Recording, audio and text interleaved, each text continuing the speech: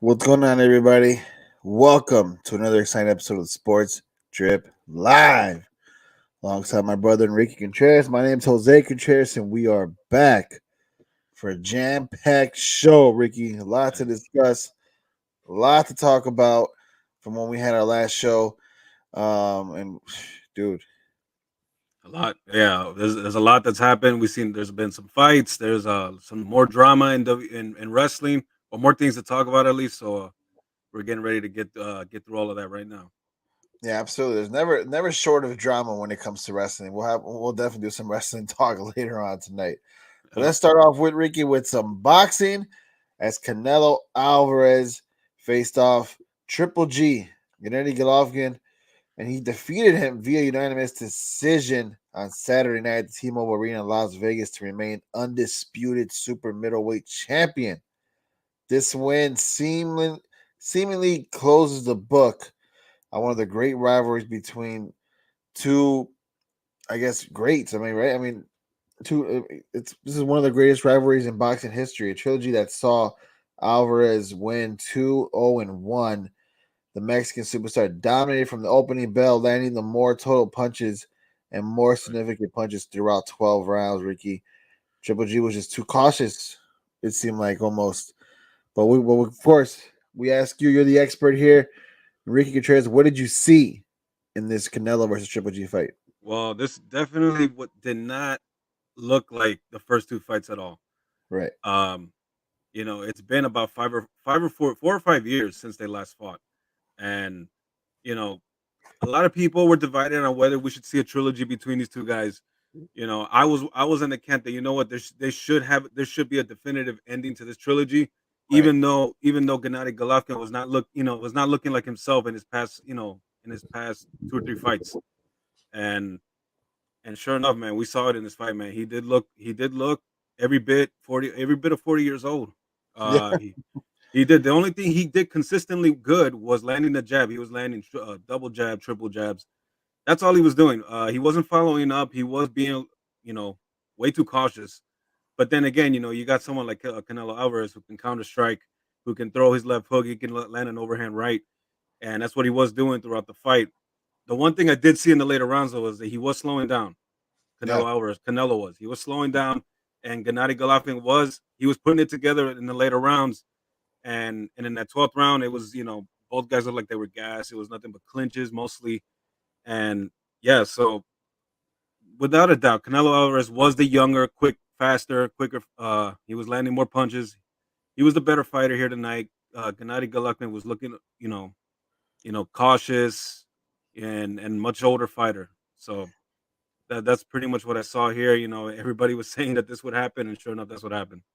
Yeah, it was up until the ninth round when Triple G started to show a little bit of more aggression in his fight. But by then, the fight was pretty much already over. I mean, he was already down. You know, Already down plenty eight of rounds. Yeah, yeah, pretty much down 8 rounds.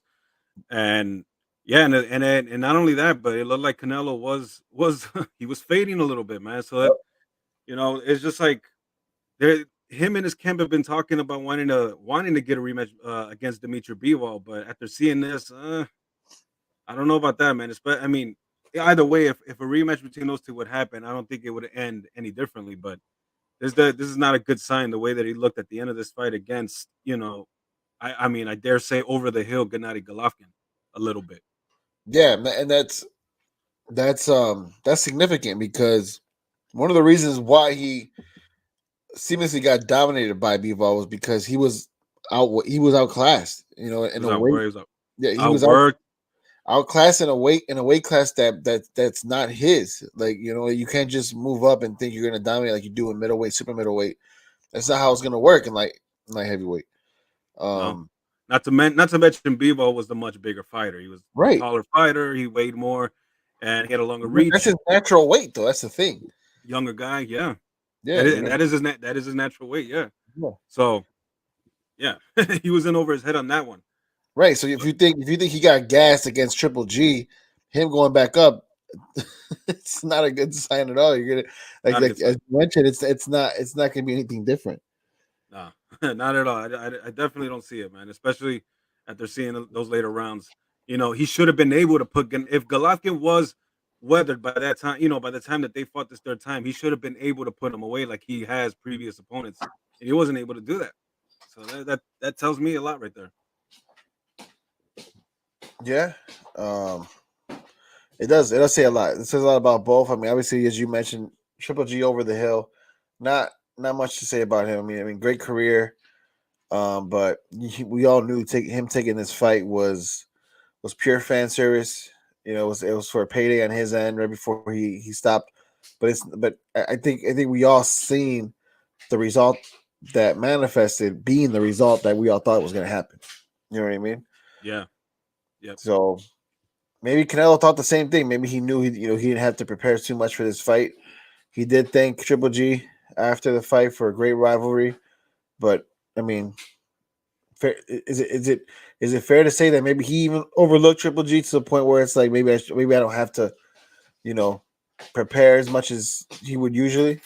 Probably. Yeah, he probably underestimated him. He probably seen how he was in his last couple of fights, and yeah, he probably didn't train as much. He figured, okay, I need a rebound after losing the Bivol, a fight that I was expected to win but didn't win.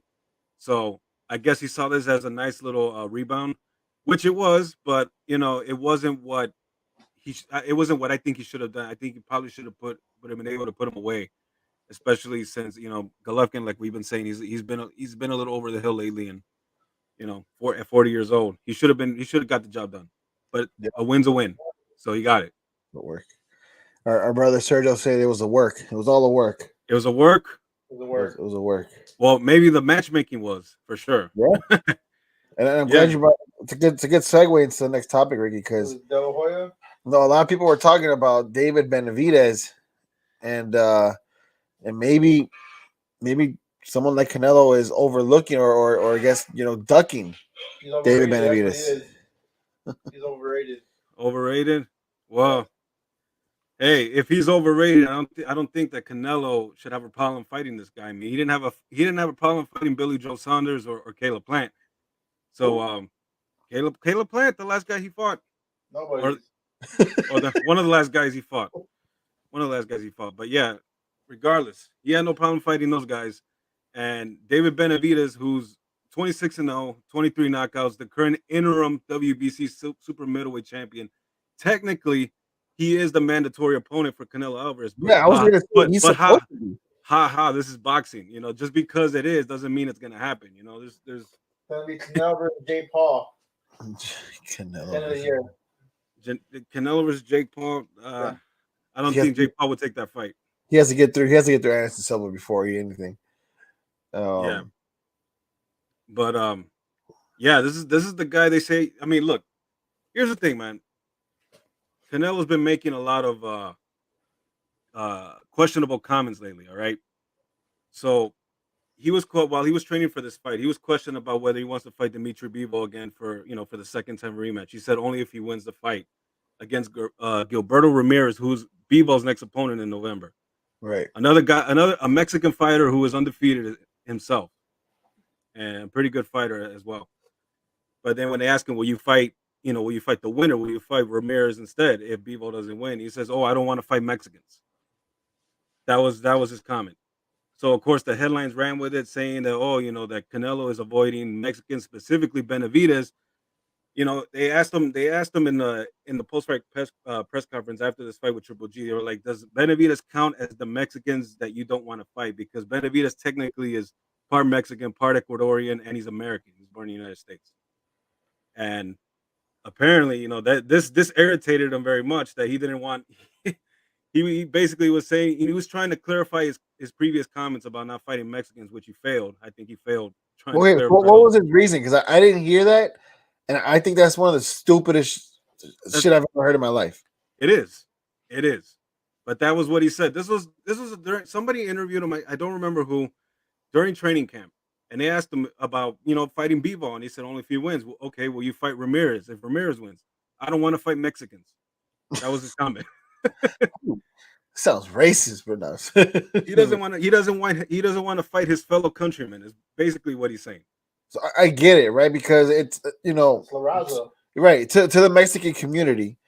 It means more when you have one of your own facing someone like an American. You know what I mean? Especially, which is why you see Canelo always fighting like around 2 days. You'll see him around May 5th, and you'll see him around September 16th. Right. 2 prominent days in Mexican culture history.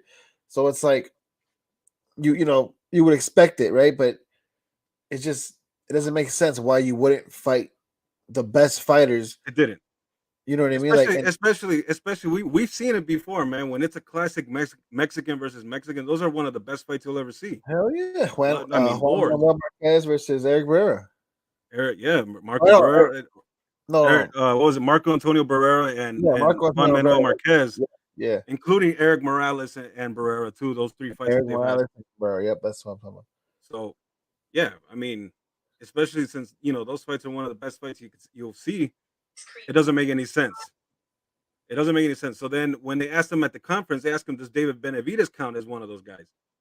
He apparently tried to clarify his comments, which he didn't do a very good job at. And then he started questioning Benavidez's credibility.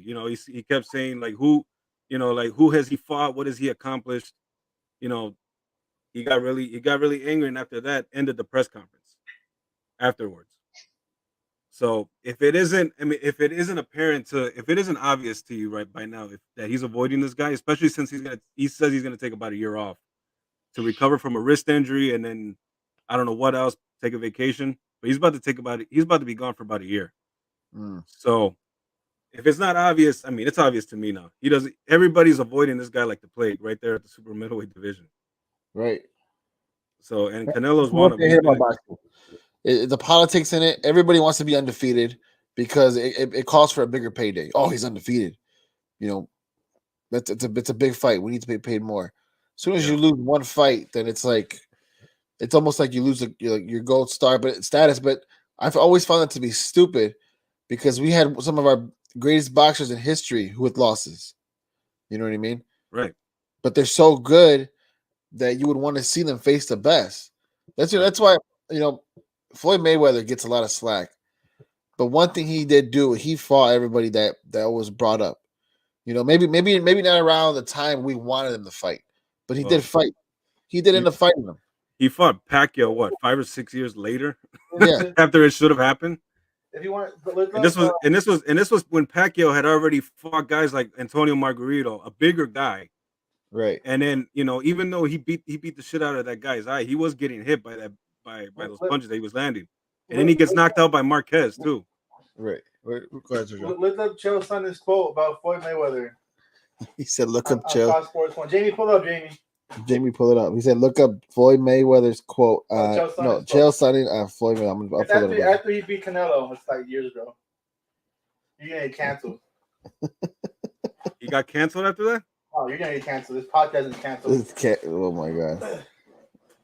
Yeah, you can't say what's on your mind anymore, man, without offending anybody. Yeah. He said, "Okay, hold on. I'm pulling it up. Pulling it up right now." This was around the time he was facing Conor McGregor. No, when he beat Canelo. Oh, I don't think this is it then. Look it up, Sergio. Sergio, our producer. Jamie, pull it up, Jamie. Jamie. Yeah, okay. we need a third guy on the show so that can pull up the information. Sergio, that's usually what Joe Rogan has on his podcast. They're like, look up this, look up that. Hey. What does it say? See when you watch that fight. Look, Floyd needs to keep doing what he's doing, which is fighting complete tomato cancer we've never heard of before. I've never seen anybody in the history of America get so rich and so famous out of having complete wimps throwing punch at their faces. And I know what you're saying. You're saying, well, it's happened before. What about Rihanna? Shame on you. Wow. I will not stand for that. But however, boxing has a misconception. Listen, I do want to make this point, though. Boxing has a misconception that you have to be undefeated to be worthy of a title. They're wrong. They missed the boat on that. Put Floyd in there, put him with Pacquiao. We all want to see it, and it's not too late. Wow. Chael Sonnen, man. Chael Sonnen, he's someone who never not has a quote, man. The stuff he said about Anderson Silva and when they were quote unquote, rivals in the UFC. Yeah. Brazil and all that. He's funny. Guy. I always used to like listening to what he says. Even Yeah, still, big mouth, big mouth. Okay, so this is the Mexican quote that Canelo said. He said, "Believe it or not, Canelo Alvarez said he would not be interested in fighting unbeaten former super middleweight champion Gilberto Zurdo Ramirez, and he won't be swayed even if Ramirez defeats unbeaten World Boxing Association light heavyweight champion Dimitri Bivol, who previously took down Alvarez in November."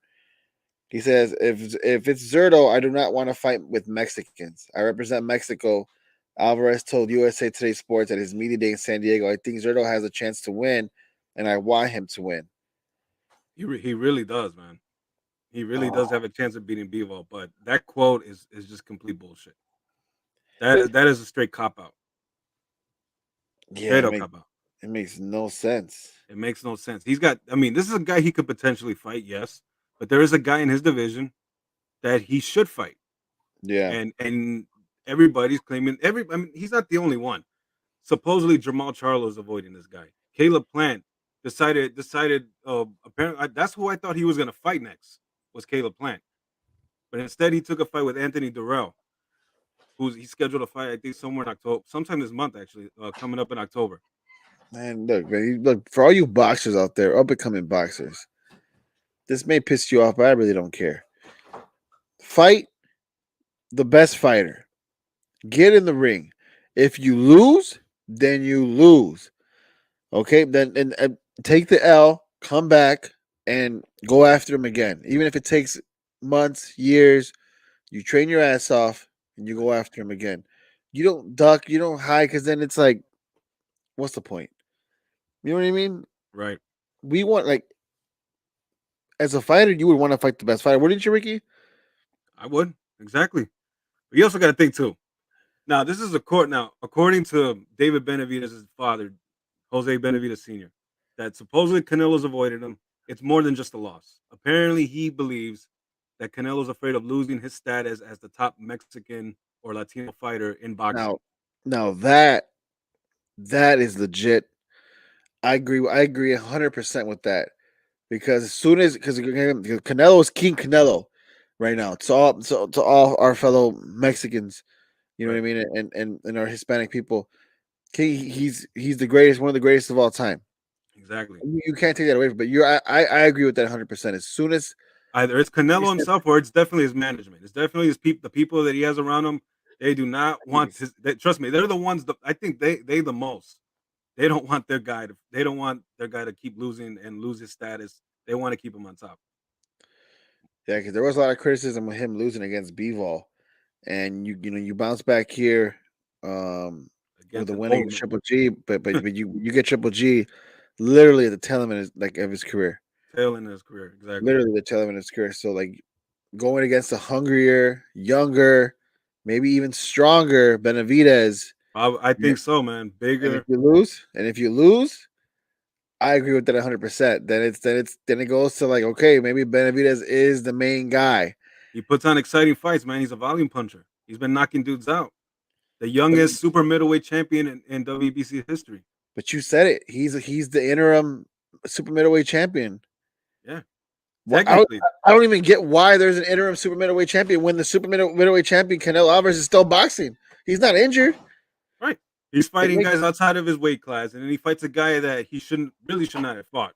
Honestly, especially after seeing this. That fight happened. And then now he's going to take a year off. You know, he says he says he needs to rehab a wrist injury or hand injury. I mean, understandable, but taking a year off, I don't know about that. He's ducking him, and I'm saying it here first, guys. I don't respect that, man. That's disappointing. Right. The UFC, this is why I love the UFC. That fight happens, or you're not the champ anymore. There's no way you can duck anybody in the UFC. Nope. Not you don't think Israel Adesanya wants to duck? What's the guy's name that knocked him out? Alex Pereira. Yeah, you don't think he wants to duck him, but he's not going to duck him because he can't. It ain't gonna happen. That fight's happening, man. That fight's gonna happen. And we might very well see Adesanya out cold again. You never know, man. I mean, anything can happen in the sport. You never know. Adesanya might have learned from those two fights that he had with Pereira, right. But Or very, very. or Adesanya could win and make up for that fight in the past, and that's He the could. beauty of the sport. Yeah, That's the beauty of the sport. You lose one time, but you get more opportunities, man. exactly, 100%, man. So that's what I like about the UFC and mixed martial arts. You know, you can't avoid these guys. In boxing, it's been it's been like this for a very long time. The politics and everything, all the egos involved as well. So yeah, as far as that goes, man, that's the fight I want to see. That's the next fight I want to see. Canelo. That's the guy he should fight. I'm not interested in seeing a rematch against Dimitri Bivol because I think it'll end the same. And if Canelo continues to duck this guy, I think Benavidez shouldn't wait for him anymore. I think he should fight the winner of Bivol and Ramirez. I mean, if I think he should move up and fight and try to instead of waiting on these guys because none of these I guys in this don't. division want to fight him. I don't, not yet. I don't think he doesn't need to right now.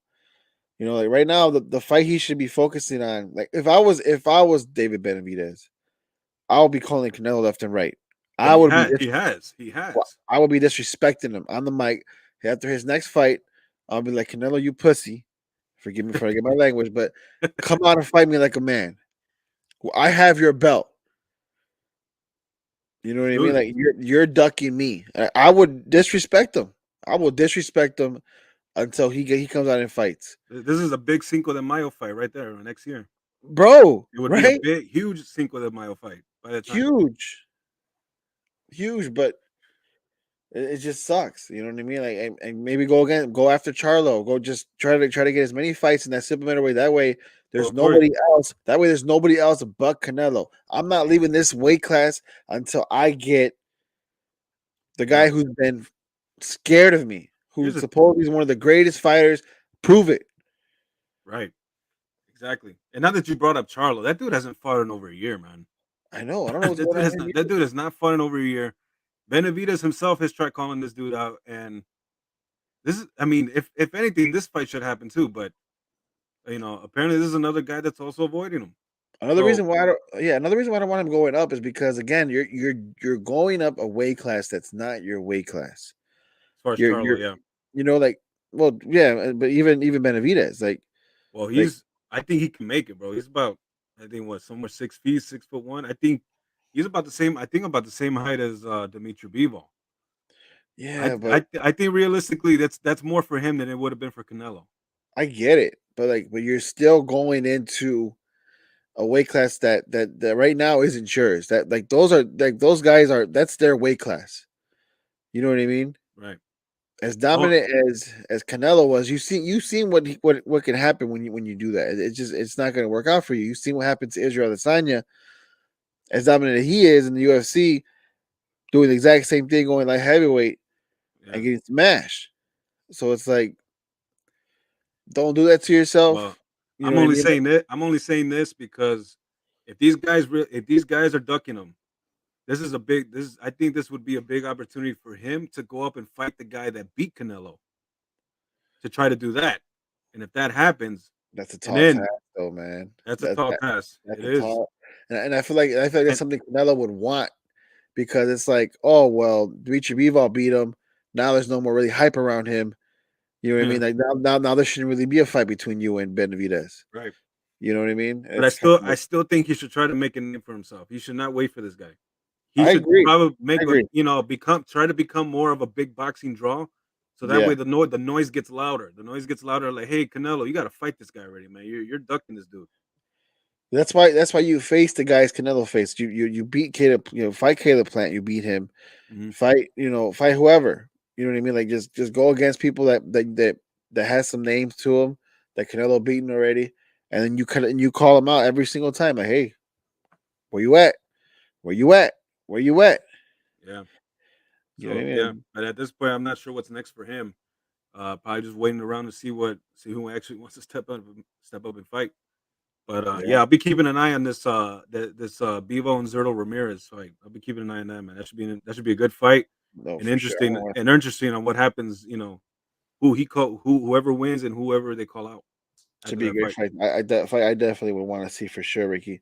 Let's move on to the UFC as we had fight night the other night last week. Corey Sandhagen defeats Yadong Song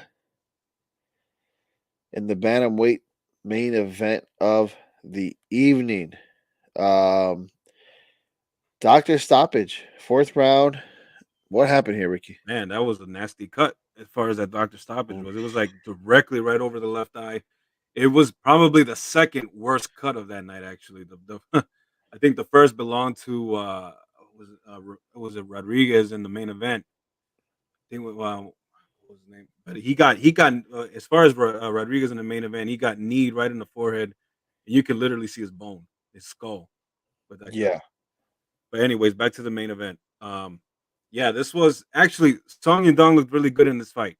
He was very quick. He was landing his kicks. He was landing strikes. He was moving forward, putting pressure on Sandhagen. Sandhagen was doing his thing, man. He was counterpunching. Those elbows, those vicious elbows, was the one that opened his that cut over the left eye.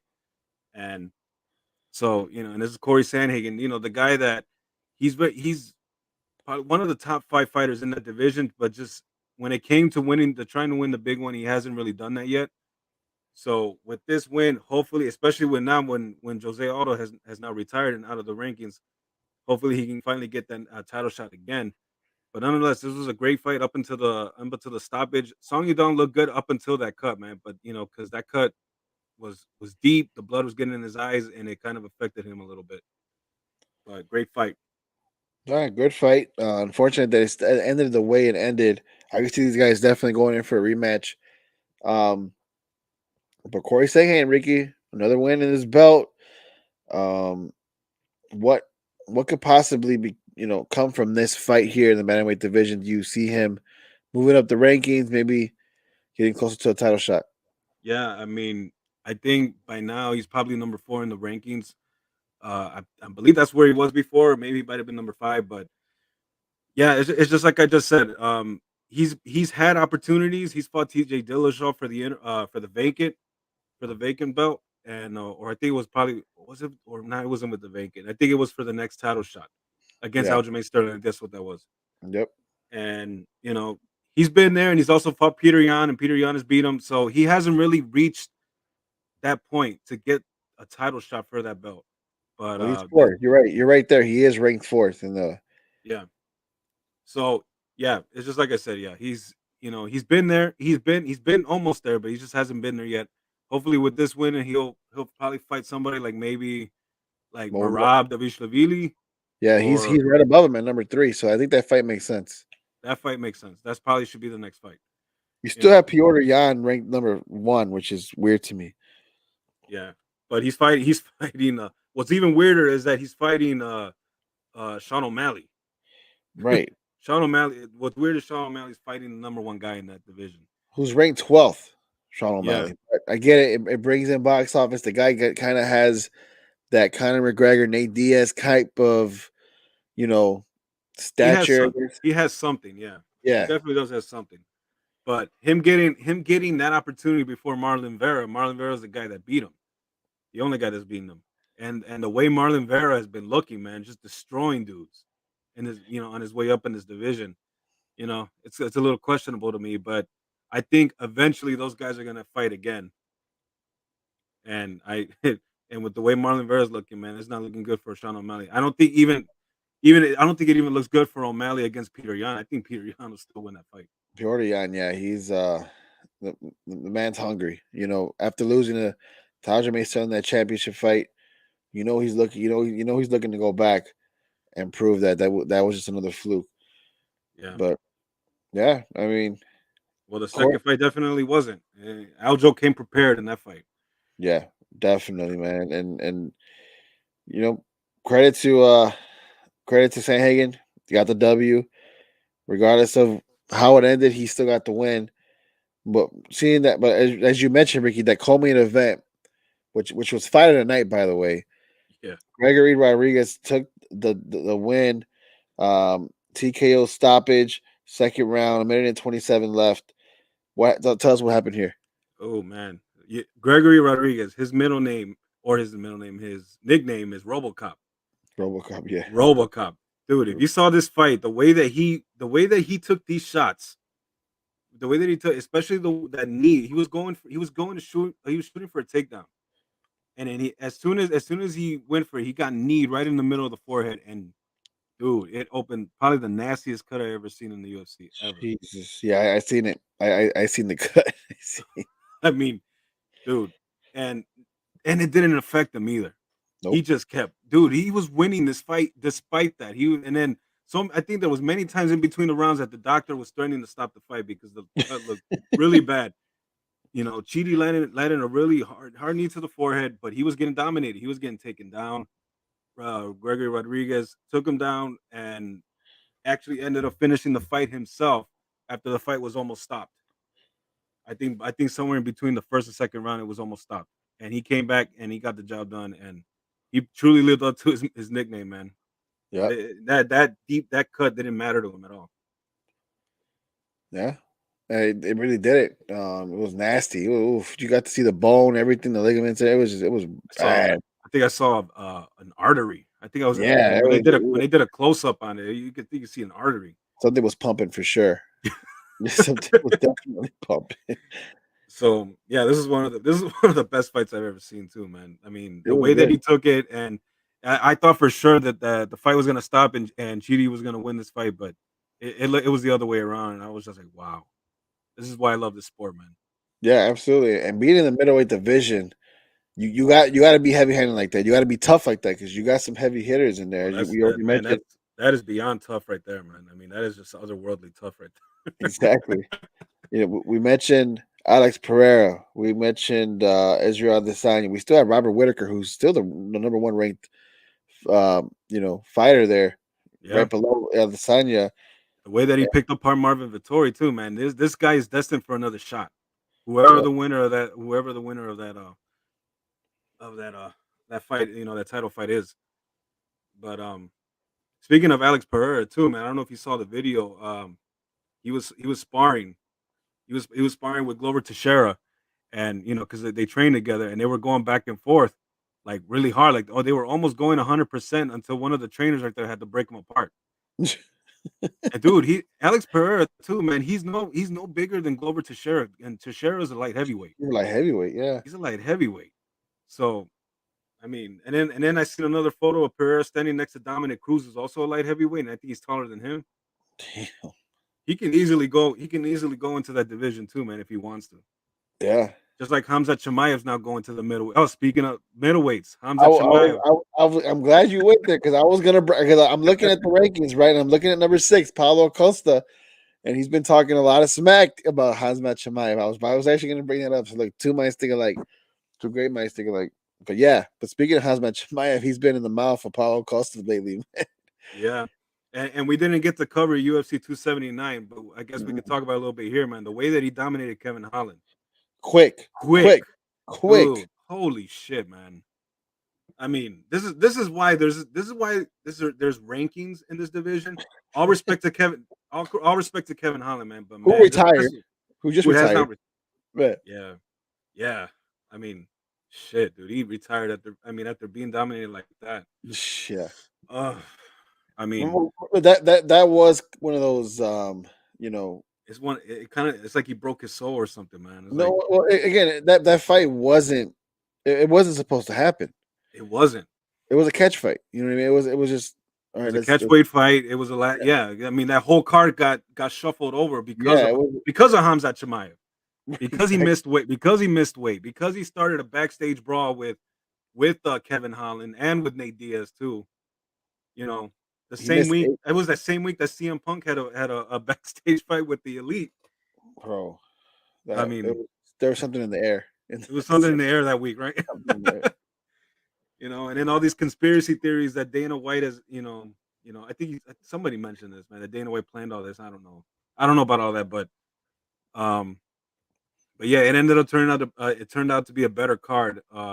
Nate Diaz and Tony Ferguson was a good fight, and it ended well for Nate Diaz on his way out. Because imagine if we saw Khamzat Chimaev do that to Kevin Holland, imagine what he would have done to Nate Diaz.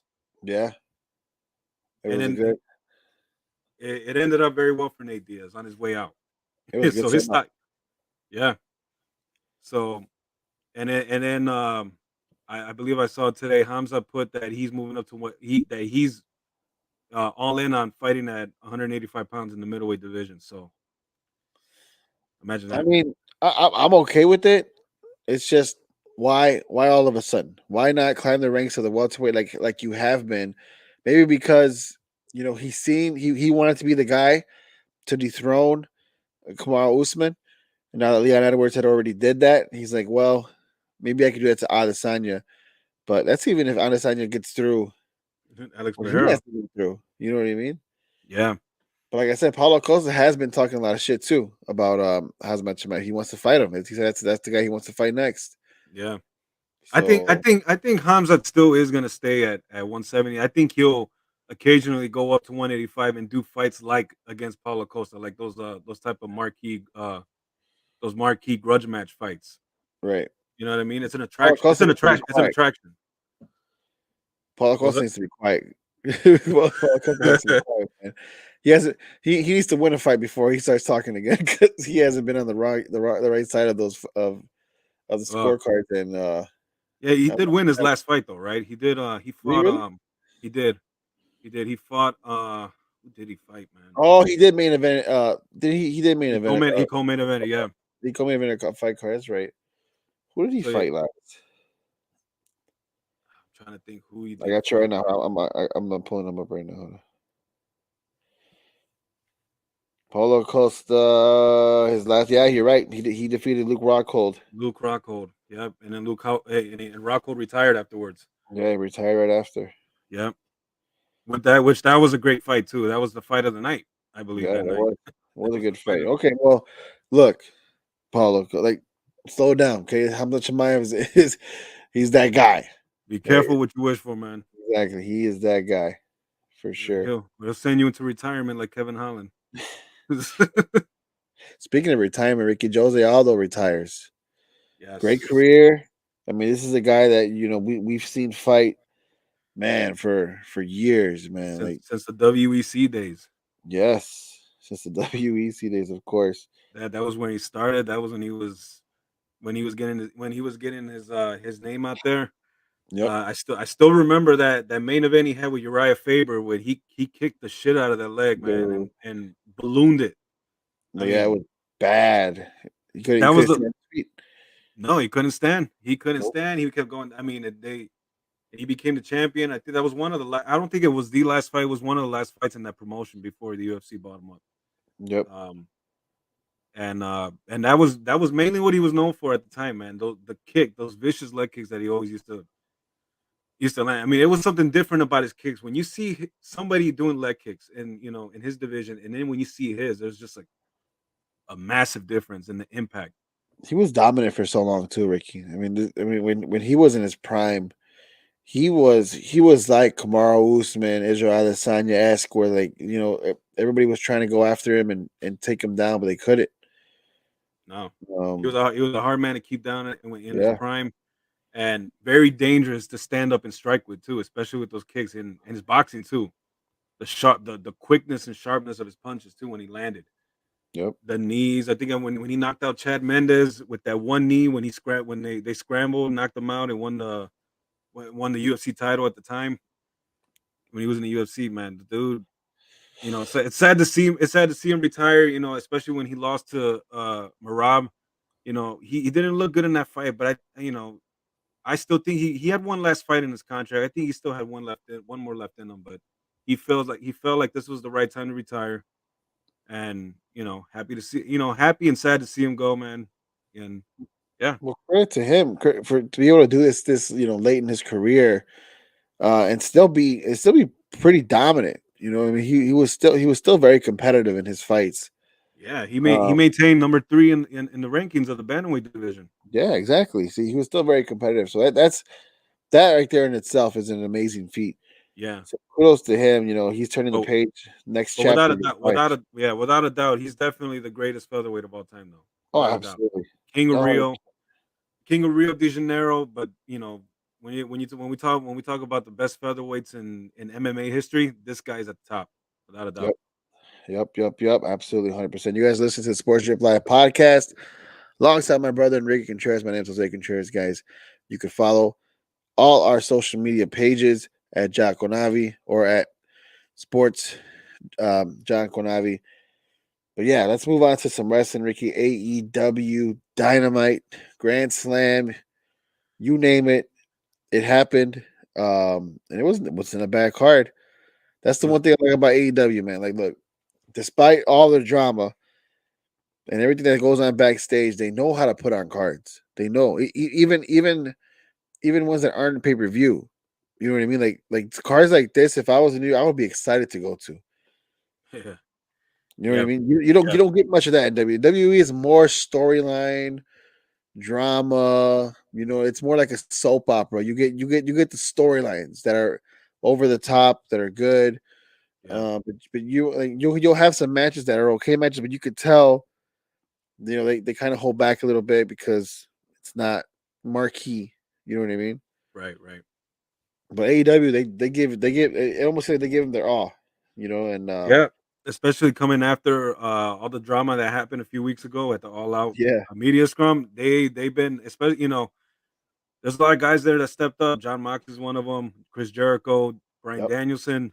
They stepped up as far as like being leaders backstage. With all the guys right there. Try to make the situation a better situation. Calming everybody down and say, let's go out there and let's put on a good show. Let's keep showing them why we're the best out here. yeah. And And with before we get into the aftermath of that, like of what's going on with that drama, like since it happened, mm, let's talk about the show because the show is what matters, right? right, Um, I guess we could talk about the main event. John Moxley defeats Brian Danielson. I was shocked that they went with John Moxley again as the AEW champion. I get why they do it. Um, because you kind of already started like a little program with him and MJF. yeah.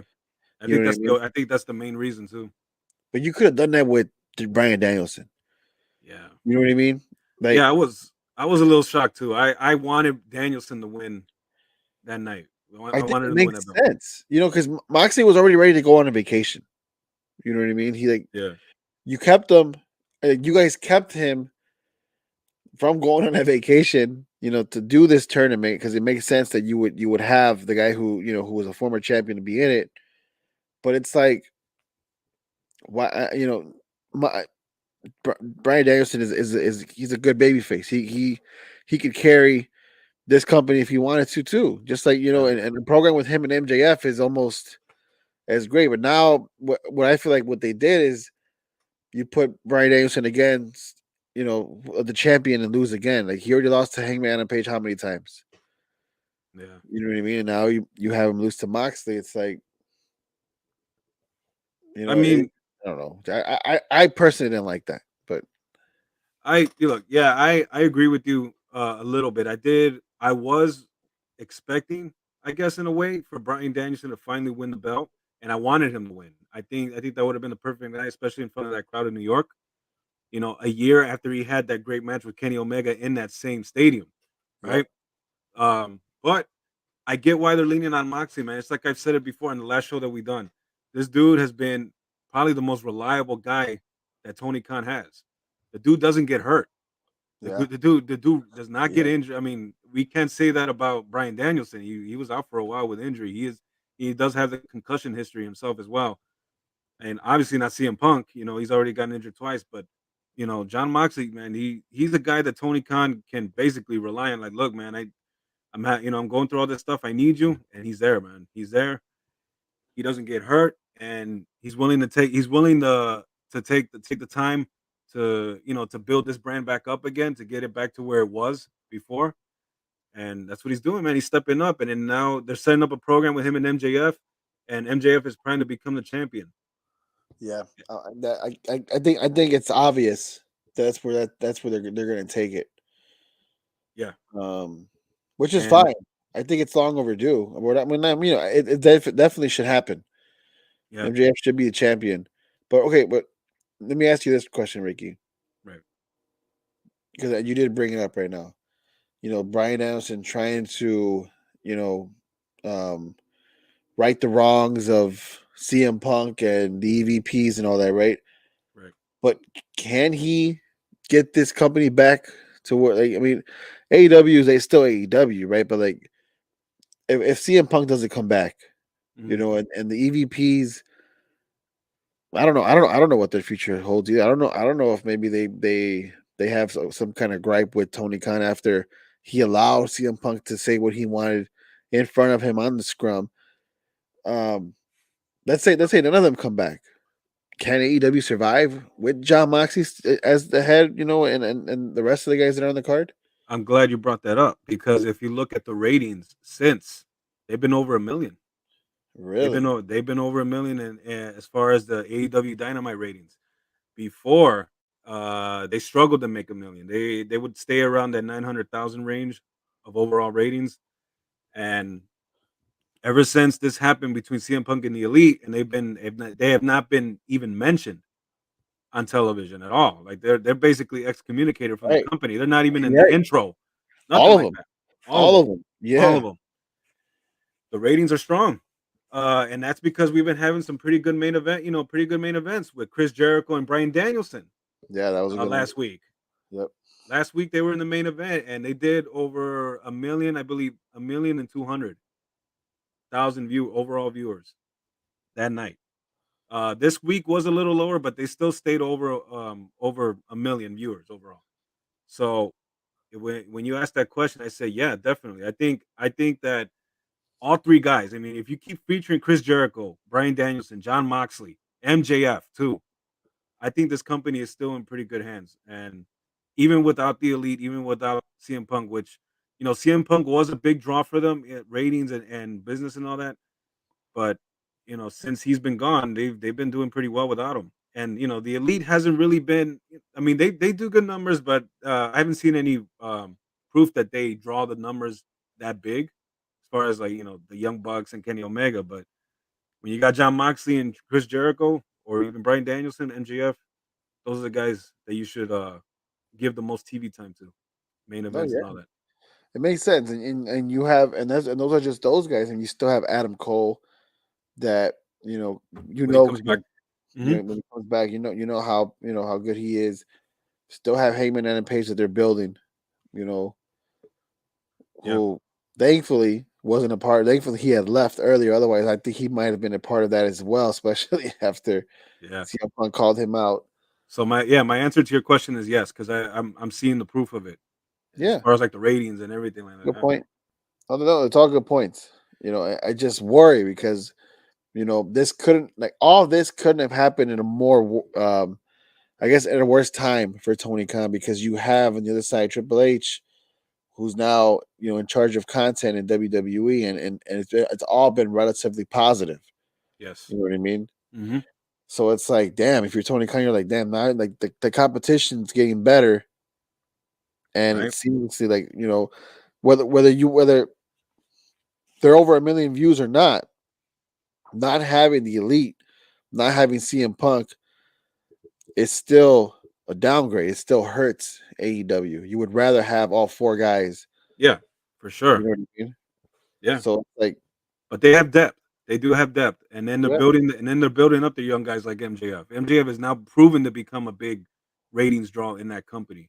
yeah, but he needs to sign a contract. If you're Tony Khan, that like I get you, like you want to focus on the now, but you could pay him more money. You could make him the champion. He could still leave in 2 years. It's like, Yeah, and then not you to know what I mean? mention, not to mention, we forgot to mention the Acclaimed. Yeah. How No, no, hot, how hot, I was gonna go there. I was gonna go there. I just, I just figured, um, we stay here until we get it. right? But yeah, I mean, but yeah, no, the Acclaim, Ricky, you brought it up, but I mean, they're over. We seen it in the was All Out pay per view. At the All Out pay per view, and then they won the tag team championships right here Yep, at the Grand Slam on Dynamite. The crowd went nuts. yep, This whole act works, man. Having Billy Gunn as Miss Daddy Ass, as they call him now, yeah. as their manager, and then all the crowd was saying "Scissor me, Daddy Ass," chanting it all night in Chicago, and then here in New York. I Well, mean, it's they kind of like they both kind of remind me of Road Dogg and Billy Gunn when they were Degeneration Next. They would come out with the mic, "Oh, you didn't know, right?" And right? then Billy Gunn had the one liner. You know, like if you ain't down with that, sucker. You know what I mean? Like it's Yeah, almost the same thing. It's the exact same thing. You yeah, have the Acclaim yeah, pretty um, much. Max coming Caster out. doing Max Yeah, Caster doing the raps, and then Anthony Bowen's hyping up the crowd, saying the Acclaim have arrived, and then they yeah, added "Scissor Me Daddy Ass" and Billy Gunn's right there. right, exactly. You know what I mean? So Funniest, that's the funniest shit I ever heard, man. it's funny. It's good, and the guys are talented. The guys are talented as hell. And of course, you know Keith Lee, Swerve Strickland. These guys, we know what they can bring. We've seen it throughout their careers. Yeah, So you know these two teams together make magic for sure. yeah, That's the one thing about AEW, man. Like those, like, it doesn't matter which tag team it is. You put any tag team together, and you'll be entertained for sure. yeah. This whole thing with putting Billy Gunn with the Acclaim was random, but then it ended up working Yep. big time. It's sometimes those things that you do on the fly. You just put guys together and see what happens, and this works. Yeah, it works. It worked 100%. It was a great match for sure. Um, Chris Jericho, and we and I, brought up Chris Jericho in the past, like early in the show. He's Yes, another guy that Tony Khan can rely on. yeah, You know, and you've been seeing Jericho win a lot more matches lately. yeah, Um, you know, he beat Castagnoli for that ROH World Championship. Another belt you could add to his illustrious career, yeah. and credit to him. Shout out to Chris Jericho because he's still doing it. At 50 years old, At 51 50 years years old. old, still in great shape. You know, the guy we know he's always going to be great on the mic, but he can still put on a good performance. So put on a performance. He's always reinventing himself. I think nowadays he calls himself the Wizard or Right. something like that. you I'm know, not gonna lie. I would love for him to go back to WWE for a little bit, right? Not right now because I think right now is the AEW needs him the most. yeah. But before his career is over, I would love to see him in a program with Roman Reigns. Mm, I would. I'll I would. pass. I'll pass, I bro. would. I'll pass. I I would. think I want to see him back in WWE when he's ready to be inducted in the Hall of Fame. That's the only time I want to see him. Oh, that's a good point. It's a good segue because there was rumors that Vince McMahon might be in the Hall of Fame next year. Did you read that? He's putting himself in the Hall of Fame. No, man.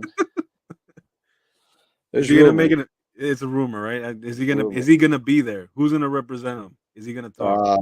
All the women that are suing him for $12 million All now. right, they're all gonna. Stone Yeah, Cold. It has to be Stone Cold.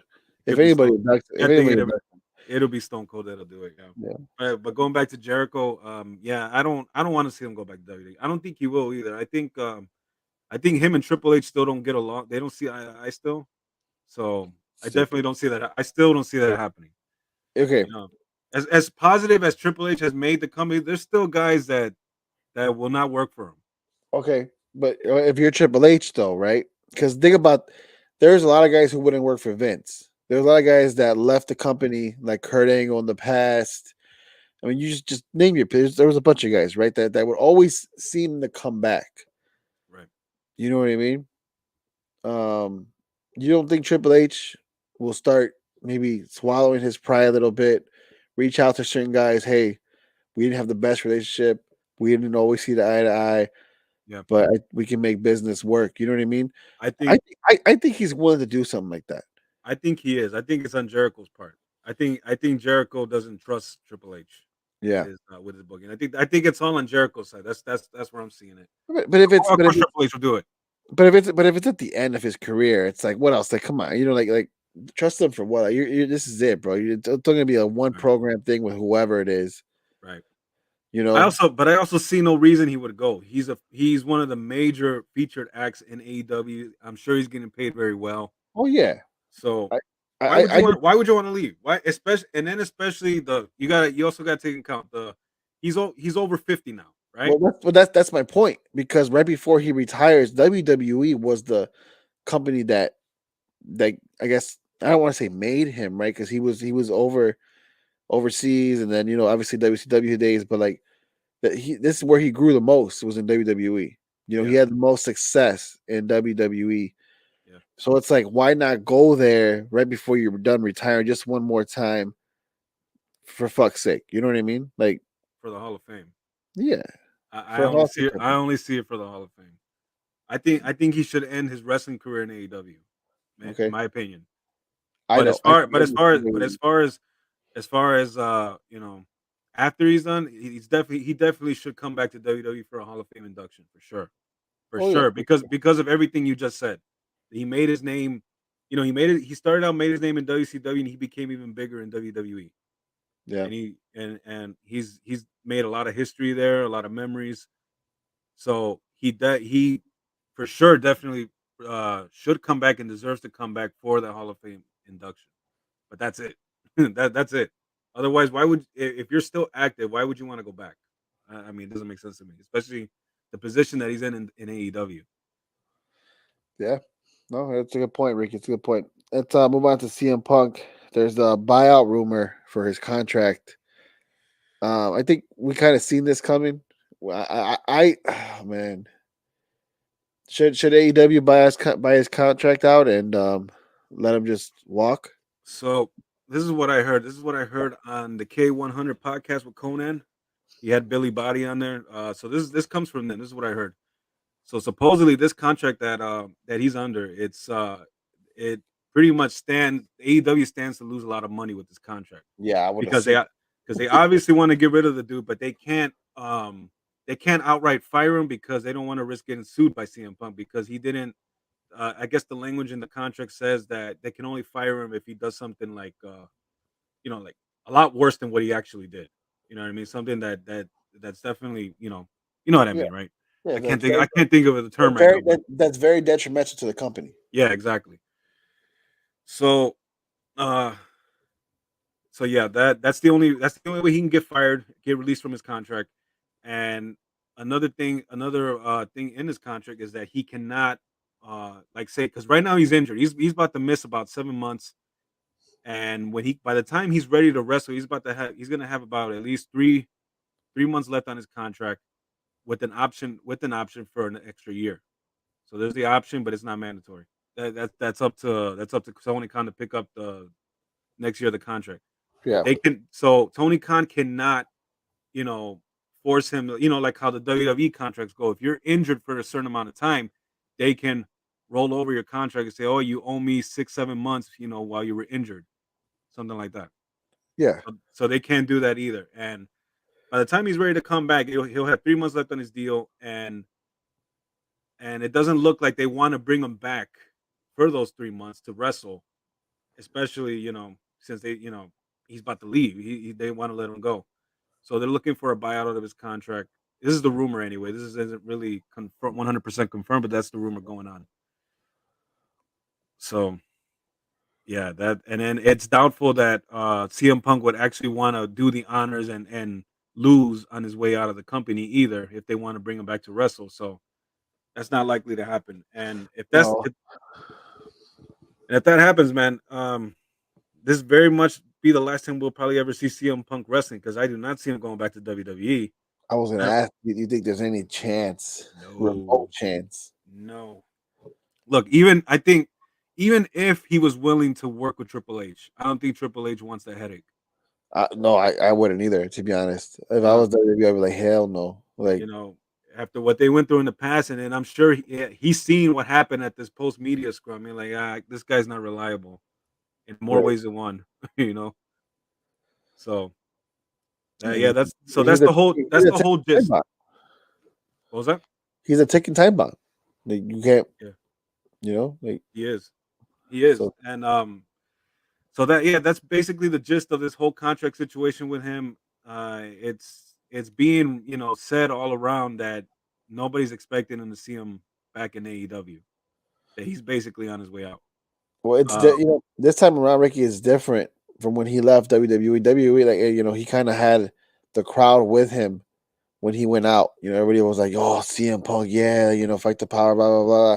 This time around, being on social media and seeing all the comments, on all social media platforms, whether it's Facebook, Instagram, TikTok, Twitter, every article I read or every interview I've seen, the comments have all been opposed to CM Punk. Like, oh, like this guy's a drama queen. This guy is, you know, they were right over there in WWE Triple. They were right about him. You know, this and that. Like, so it's different. I think it's much different this time around. I don't think a lot of people. I don't think you'll be hearing the same CM Punk chats when he's gone.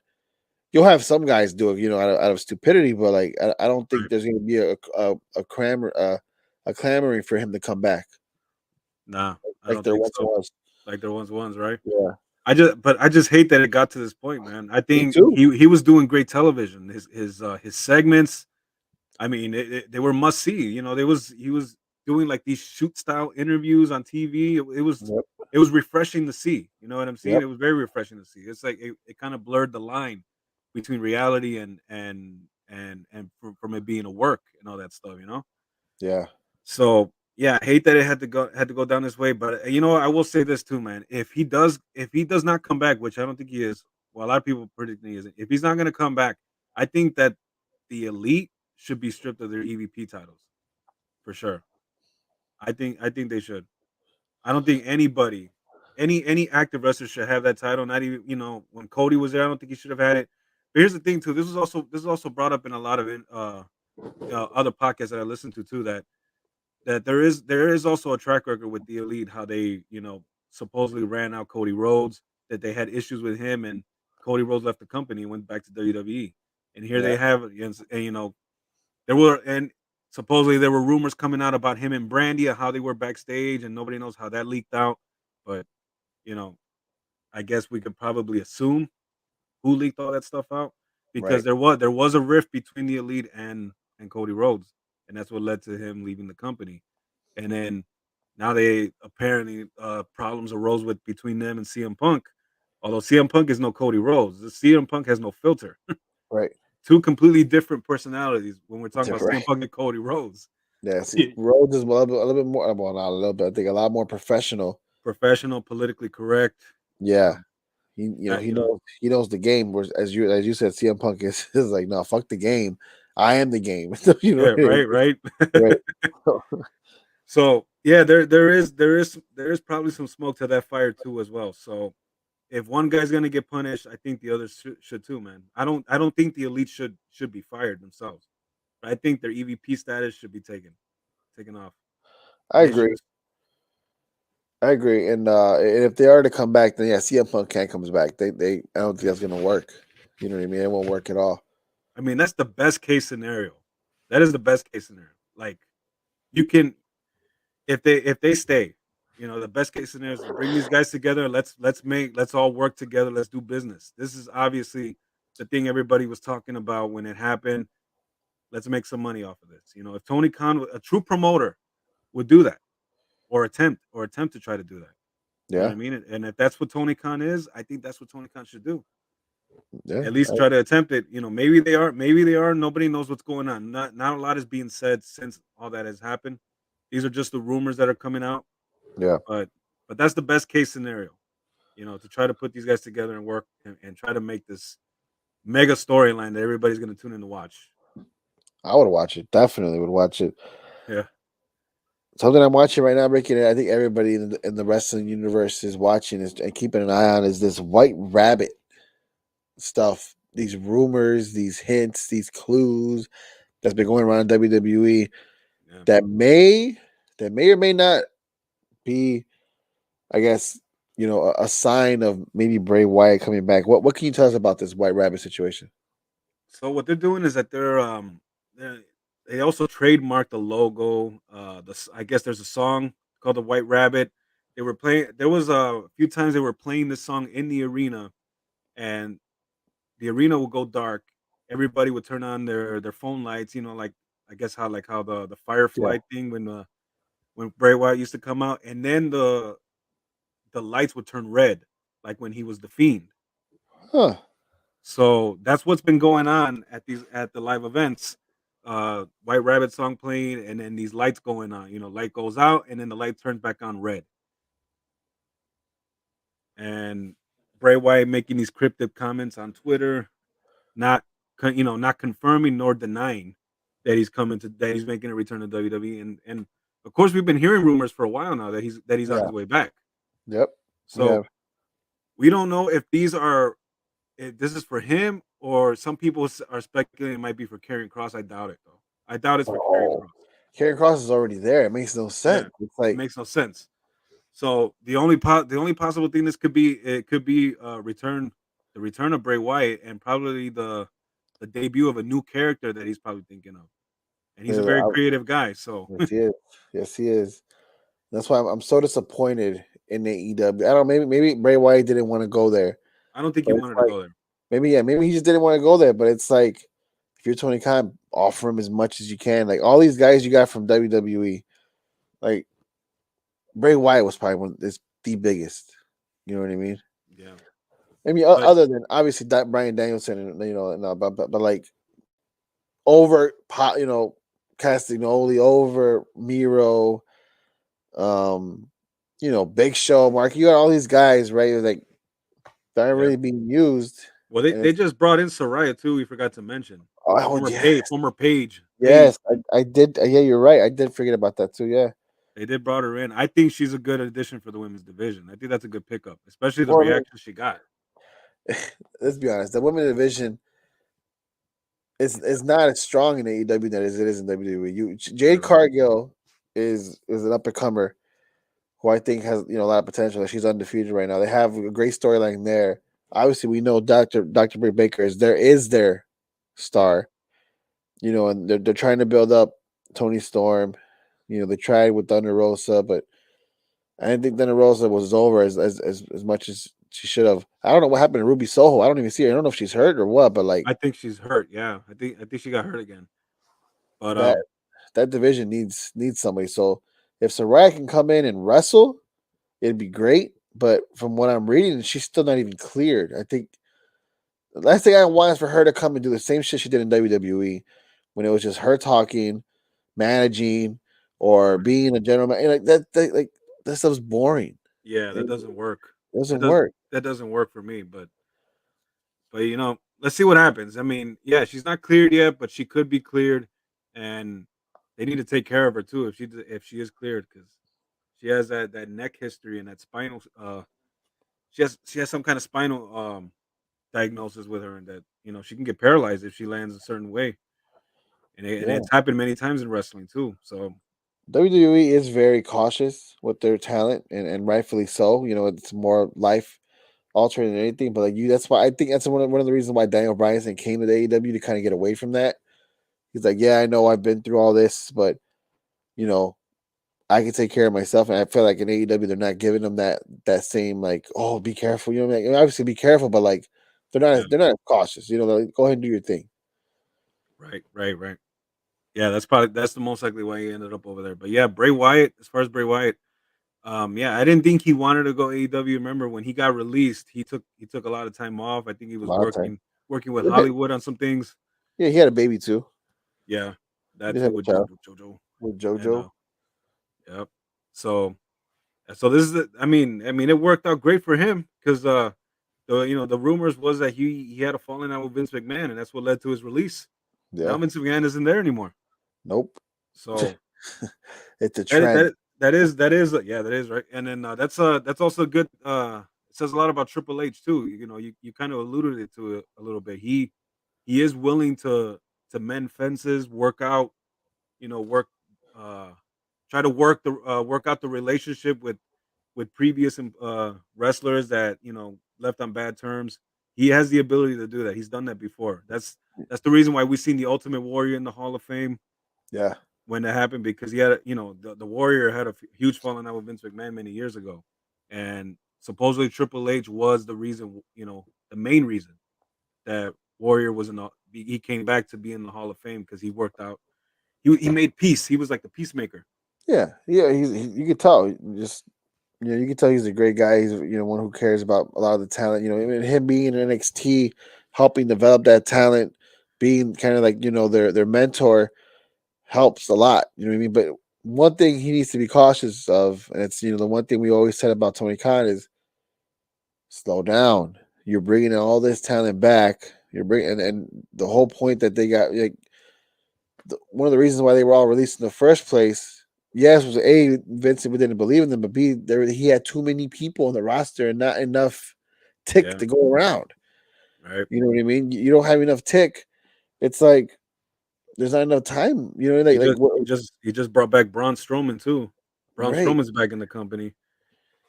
So it's like, what are you gonna do with all these guys? Like you're still gonna have to find some time for them. It's like I still like what he's doing, man. He's righting the wrongs.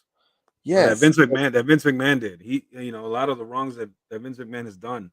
but for every guy you bring back, just takes up more time from someone who's already there, someone who deserves also time. Like I, Well, think about it. I mean, when Vince McMahon was running the company, we saw the same matches every single fucking yeah, week, it's bro. true.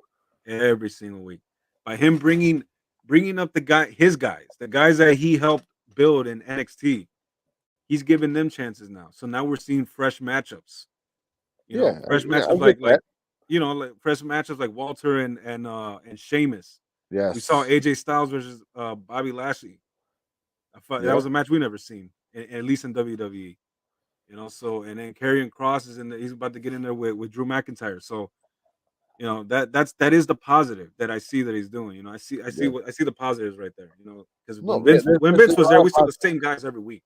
there's a lot of positive to go around. I just don't. I just want him to be careful because then again, it's gonna come to a time where you're gonna have Yeah. disgruntled wrestlers because like before, not enough time. They don't have enough, I guess, notoriety. On prime time, Right. and then that's how you lose them to AEW. Well, yeah, that is So, biting Tony Khan in the ass right now. A lot yeah, of guys it is. want to leave from there's rumors going around. Yeah. I think Malachi Black was one of them. Bobby Fish left. From what I heard, he got it. He got his release, or he's He gonna get it. he got it, but I think there was a condition in his contract Yeah. as part of that release, and I'm pretty sure that's him not going back to WWE. Oof. So Well, like until his contract is up, yeah. Then he until can his do what he contract, wants. until his contract's up, but From what I read, a lot of it was because he wanted to spend time with Zelina, his wife, who's in WWE. yeah, But let's be honest, it's not. It's also coincidence that he it happens when Triple H is now. supposedly, the rumor that I read was that he was one of the guys that Triple H contacted about their status, their contract status in AEW. Hey, Triple H took care of him in NXT. He was a champion. He was Yep. always getting featured. Yeah, So I would not doubt it at all that he actually he wants to go back to WWE. it makes sense. Like you're gonna go back to a guy who knows how to use you. Not that Tony Khan didn't, but he did it. Like he was always doing the same damn matches, the three-way matches with him and his crew against the same guys, Pac and Lucha Brothers. It's like it's almost always the same thing. Yeah. It's Yeah, he had he should he had have been a singles wrestler. That's what he should have right. been. He had one program with Cody Rhodes, and then after that it was all trios from there. Yeah. You know what I mean? Yeah, It's yeah, like, they didn't. Yeah, I didn't agree with that. They should have kept him as a single. He had a great program with Cody. They should have kept him in that singles division. But yep, that's where we're at, man. I'm pretty sure that's the reason why he wanted to release. But he ain't gonna be able to go back to WWE anytime soon. not anytime soon. Nope, because he's under contract for a while. Last but not least, Ricky, before we end this show, War Games is coming back. This time for a Survivor Series, which is thank God Yes. they're revamping Survivor Series because it's been the same BS, the same Vince McMahon BS. Raw versus SmackDown, men and women, 5 versus 5, and it's just stupid. It is. Who's the superior brand? And everything's gonna happen leading up to it. Someone's And gonna invade Raw, someone's gonna invade SmackDown. And it's like, come on, man. And the biggest thing about it is who the fuck cares, man, right? Right. Who cares? What's on the line, man? What's on the line? Nothing was ever on the line. The good thing about Survivor Series always traditionally had those type of group tag team matches, but this was just lazy booking on Vince McMahon's part for a long ass time.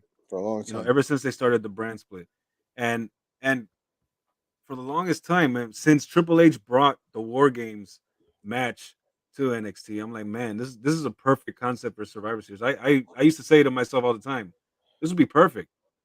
But but Vince McMahon, notoriously, he's always been about his creations. He was like, because the War Games match was not his creation. I think it was Dusty Rhodes.